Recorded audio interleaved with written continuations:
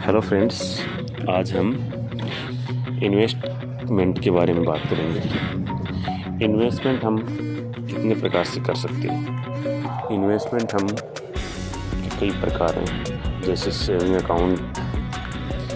तो saving account में invest करेंगे तो उसमें हमें 4 से 5% तक इंटरेस्ट मिलता है। उसके बाद में एक बैंक के अंदर एफडी होती है, फिक्स डिपॉजिट। अगर फिक्स डिपॉजिट के अंदर आप इन्वेस्ट करेंगे तो 6, 6.5, 7% तक इंटरेस्ट मिल सकता है। इसी प्रकार से पोस्ट ऑफिस के अंदर एक आरडी अकाउंट होता है, रिकरिंग अकाउंट। उसके अंदर अगर हम इन्वेस्ट करेंगे तो उसमें से अपने को यही 5, 5.5, 6% तक इंटरेस्ट मिलता है। तो उससे थोड़ा सा ऊपर से करते हैं तो कंपनियां या NBFC छोटी फाइनेंशियल कंपनियां होती हैं, ये अपना बॉन्ड निकालती हैं। उसमें बॉन्ड में अपने इन्वेस्ट करेंगे तो उसका किसी कंपनी का 8% होता है, 7.5, 8% तक अपने इंटरेस्ट मिल सकता है। उसके अलावा थोड़ा सा ऊपर चलेंगे तो गोल्ड में इन्वेस्ट कर सकते हैं, उसमें भी 7-8% तक का, 9-10% तक का इंटरेस्ट ईयरली हमें मिल जाता है। उससे आगे चल के हम प्रॉपर्टी में इन्वेस्ट कर सकते हैं, इसका भी इंटरेस्ट मिलता है। 9-10-12% तक इंटरेस्ट हम प्राप्त कर सकते हैं। लगभग प्रॉपर्टी की जैसे वैल्यू बढ़ेगी उसको इंटरेस्ट के तौर पे हम मानते हैं तो 12-13% इंटरेस्ट मिल ही जाता है। उसके अलावा हम शेयर मार्केट में इन्वेस्ट कर सकते हैं। शेयर मार्केट में इन्वेस्ट करते हैं तो उसका भी अलग अलग कंपनी का अलग अलग है। तो उसमें किसी कंपनी 12%, किसी 15, 20, 25, 30, 50 अलग अलग इंटरेस्ट मिल सकता है। लेकिन शेयर मार्केट थोड़ा रिस्की होता है, तो इसलिए उससे एक अच्छा ऑप्शन है म्यूचुअल फंड। म्यूचुअल फंड में ये AMC कंपनियाँ हैं, एसेट मैनेजमेंट कंपनियाँ हैं, जो अब कई कंपनियों के शेयर को एक साथ इन्वेस्ट करते हैं। तो मतलब उनमें अपना थोड़ा थोड़ा पैसा प्रति कंपनी में चला जाता है।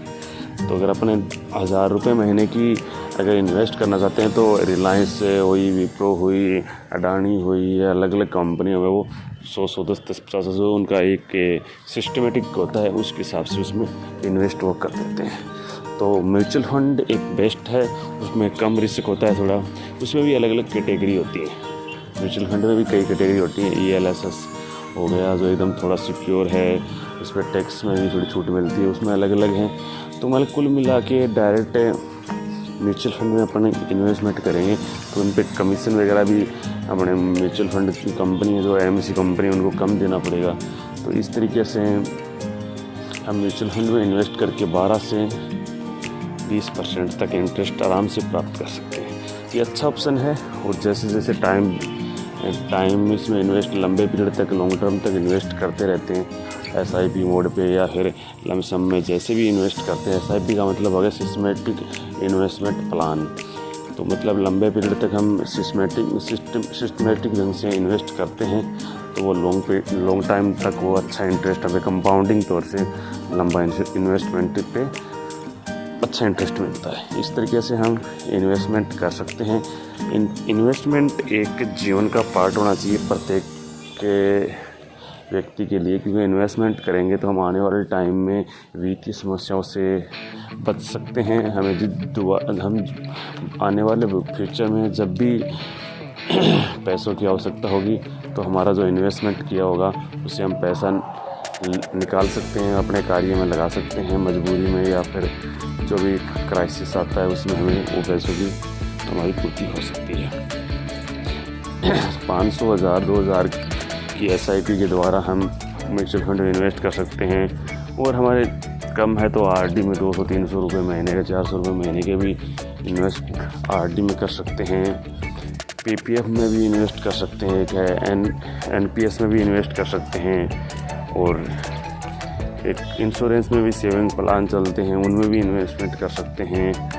मतलब इन्वेस्टमेंट एक करना चाहिए सर, हर व्यक्ति को इन्वेस्टमेंट करना चाहिए। और छोटी एज से भी इन्वेस्टमेंट स्टार्ट करेंगे तो हमें 30, 40, 50 साल की एज तक हमें अच्छा अमाउंट प्राप्त कर सकते हैं। मतलब 18-20 साल की एज में अगर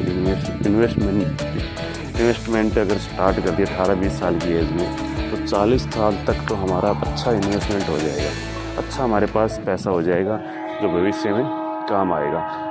और एक ये बचत की या सेविंग की अगर ये आदत छोटी उम्र में लग जाती है तो मतलब ये भी एक गुड हैबिट है। छोटी उम्र में अगर आदत लग गई तो पैसा बचाने की, जैसे मान छोटे बच्चों को हम गुल्लक ले आके देते हैं, गुल्लक ले आके देते हैं तो वो उनमें 1 रुपया 2 रुपया 5 रुपये जो भी देते हैं तो उनकी आदत हो जाती है कि इसमें डालना है मेरे को, ये मतलब उनको पता नहीं होता है कि बचत करना है, क्या करना है, उनको बच्चे को मालूम नहीं होता है। लेकिन फिर भी वो जिसके पास ही उसके 2 रुपये भी आते हैं तो वो अपना उस गुल्लक में जाके डालता है।